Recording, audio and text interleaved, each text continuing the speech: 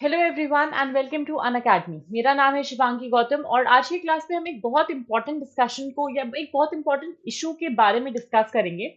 China और Russia का relationship क्या है। A lot of you will be thinking कि this is such a old topic, इतना पुराना टॉपिक हम क्यों लेकर आए हैं। बट क्योंकि जी जिनपिंग और व्लादिमीर पुतिन बहुत लंबे अरसे के बाद मिले हैं, जो ये समिट हुई है, जो इनका 2 डे का विजिट था, क्या क्या उसकी वजह से चेंजेस देखने को मिले हैं।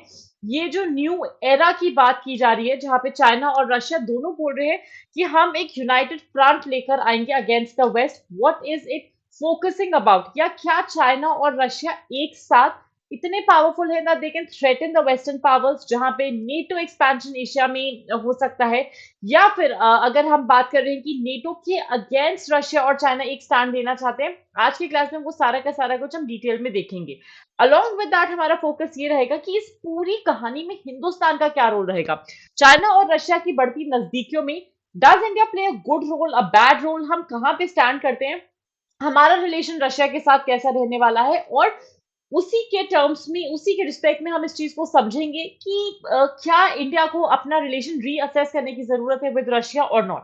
अगर हम बात करें हिस्टोरिकल डायनामिक्स की, तो चाइना और रशिया का जो रिलेशनशिप है आज और कल में तो शुरू बिल्कुल नहीं हुआ है। This is something which has been predominantly going on since 1989। पहले टाइम पे जो रिलेशंस थे, मिसट्रस्ट था, डॉक्ट्रिनल डिफरेंसेस थे दोनों के बीच में, लेकिन 1989 में जब मिखेल गोर्बाचोव पहले ऐसे लीडर बने सोवियत यूनियन के जिन्होंने चाइना विजिट करा, और उनसे पहले गए थे निकिता क्रुश्चेव 1958 में, तो ये ऑलमोस्ट 40 साल का, 30-40 साल का जो अंतराल था, ये अपने आप में एक बहुत बहुत प्रोमिनेंट स्टोरी बना। व्हाट हैपेंड, और ये कंपटीशन या कंपैरिजन कहाँ से आया, क्योंकि दोनों यूएसएसआर और चाइना दोनों के दोनों किसी न किसी फॉर्म में सोशलिज्म को फॉलो करते थे।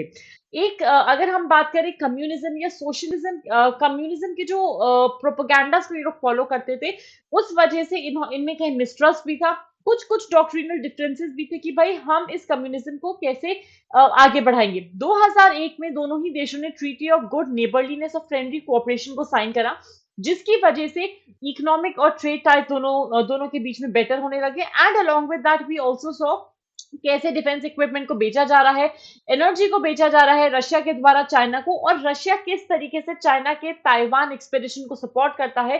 ताइवान जिस तरीके से जिस तरीके से चाइना ने अपने कंट्रोल में करा हुआ है, रशिया उसको एब्सोल्युटली सपोर्ट करता है। जून 2021 की अगर हम बात करें, दोनों देशों ने अपनी ट्रीटीज, ये जो ट्रीटी ऑफ गुड नेबरलीनेस और फ्रेंडली कोऑपरेशन है, इसको बढ़ावा दिया, इसको वापस से एक्सटेंड करा।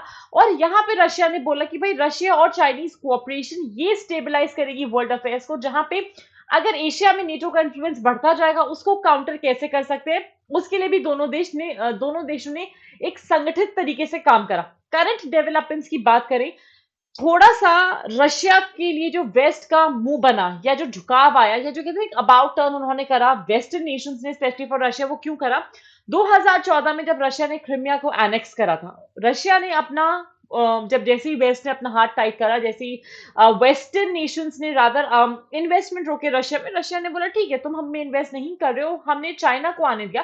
And that was the moment जब रशिया ने चाइनीज इन्वेस्टमेंट के लिए डोर्स खोले और $400 बिलियन का डील स्ट्राइक करा उन्होंने गैसप्रोम के साथ, जो कि रशियन गैस एक्सपोर्टर है। वो 38 बिलियन क्यूबिक मीटर सप्लाई करेगा gas to China for 30 years. ये अपने आप में एक बहुत प्रोमिनेंट साझेदारी हुई दोनों देशों के बीच। 2016 में ट्रेड जो दो देशों के बीच में होता था, 50 बिलियन यूएसडी से लेके 147 यूएसडी तक टच कर गया, एंड इस तरीके से बढ़ा। चाइना इस टाइम रशिया का लार्जेस्ट ट्रेडिंग पार्टनर है। जनवरी 2022 के फिगर्स अगर देखें, दोनों देशों ने डील स्ट्राइक करी पाइपलाइन को लेके, जहां पे रीसेंट जॉइंट स्टेटमेंट ये भी आया है कि रशिया अपोज करता है, रादर उस ऑपोजिशन को बैक करता है जहां पे वेस्टर्न मिलिट्री अलायंसेस आ रहे हैं यूरोप में। रशिया ने अफर्म करा अपना continuous statement one China principal के लिए, और उन्होंने बोला ताइवानीज इंडिपेंडेंस को हम अपोज करते हैं। चाइना जो वन चाइना प्रिंसिपल पे फोकस करता है, ताइवान को भी अपने अंदर ले रखा है, वो सही चीज कर रहे हैं। ऐसा नहीं है कि दोनों देशों में सिर्फ दोस्ती ही चलते आ रही है, कोई ना कोई मुठभेड़ भी हो रही है, कोई ना कोई मतभेद भी हो रहा है। क्या मेजर डिफरेंसेस है दोनों देशों के बीच में। चाइना का सबसे बड़ा सिक्योरिटी का इंटरेस्ट लाई करता है एशिया में, और रशिया का लाई करता है यूरोप में। रशिया की डिमांड कंटिन्यूसली चल रही है, उनके ऑनगोइंग नेगोशिएशंस चल रहे हैं वेस्टर्न देशों के साथ, और ये क्लियर हो गया है कि भाई रीस्ट्रक्चर करने के पूरे मूड में है यूरोप की सिक्योरिटी को रशिया। रशिया फिर से रिकग्नाइज होना चाहता है as a world super power, और यहाँ पे चाइना का जो पोजीशन है वो बहुत सी चीजों पे इंडिपेंडेंट है। तो रशिया इंडिया के साथ अपना रिलेशन इंडिपेंडेंट रखना चाहता है, चाइना के साथ इंडिपेंडेंट रखना चाहता है। अलॉन्ग विद दैट चाइना एक हार्ड बार्गेन ड्राइव कर रहा है, जहां पे रशिया बहुत कॉन्शियस है कि वो गैस एक्सपोर्ट यूरोप को ही करेगा क्योंकि ज्यादा रेवेन्यू आएगा।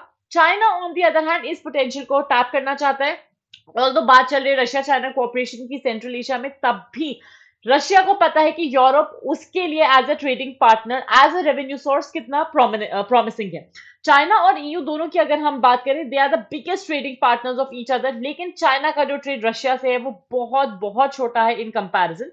और यूक्रेन एक बहुत प्रोमिनेंट, एक क्रूशियल लिंक की तरह निकल के आ रहा है बीआरआई प्रोजेक्ट में, जहां पे चाइना खुद यूक्रेन का बिगेस्ट ट्रेडिंग पार्टनर है, उनका एग्रीकल्चरल एक्सपोर्ट है। And along with that China और यूएसए का एक ट्रेड वॉर चलते जा रहा है, रशिया और यूएसए का ट्रेड वॉर चलते जा रहा है, रशिया और यूक्रेन का वॉर चलते जा रहा है। यहाँ पे चाइना का क्या रोल होता है, वो अपने आप में एक पॉइंट ऑफ डिफरेंस बन गया है, पॉइंट ऑफ डाइवर्जेंस बन गया है दोनों ही देशों के बीच में। अब इस पूरी की पूरी स्थिति में हिंदुस्तान को क्या करना चाहिए? इंडिया का बेस्ट बेट होगा कि भाई हम किस तरीके से अपना रिलेशन दोनों कंट्रीज के साथ और यूएसए के साथ भी सेपरेटली देखें और आंकें। और क्योंकि हमको अपनी ही स्पेस में श्रिंक होना नहीं है, रिसेंटली जो ऑकस अलायंस आया था जहां पे ऑस्ट्रेलिया, यूके और यूएसए एक साथ आ रहे हैं इंडो पैसिफिक रीजन के लिए, वहां पे हिंदुस्तान को ये देखना है कि वो क्वाड मेंबरशिप को, क्वाड ग्रुपिंग को और एनहांस कैसे कर सकता है। इंडिया का रिलेशनशिप रशिया के साथ आज वैसा नहीं है जैसा पहले होता था। दोनों ही देश म्यूचुअली बेनिफिशियल हैं एक दूसरे के लिए, लेकिन यहाँ पे हम चाइना को एक अपर हैंड लेने नहीं दे सकते हैं। इंडिया को इंश्योर करना पड़ेगा कि भाई हमारा जो एक वो ट्राइलेटरल कोऑपरेशन है विद रशिया, विद चाइना, वो चलते आए, ताकि कोई भी मिसट्रस्ट और सस्पेशन ना रहे इंडिया और चाइना के बीच में, because we can not have another war with China. हम एशिया में कोई ऐसा वॉर इरप्ट करते नहीं देख सकते just because of the ambitions of both Vladimir Putin and Xi Jinping. आज के क्लास में मेरी तरफ से बस इतना ही। Stay tune for more, like this video, share it as much as you can and do subscribe to Unacademy UPSC unstoppable. Thank you so much and have a fantastic day everyone.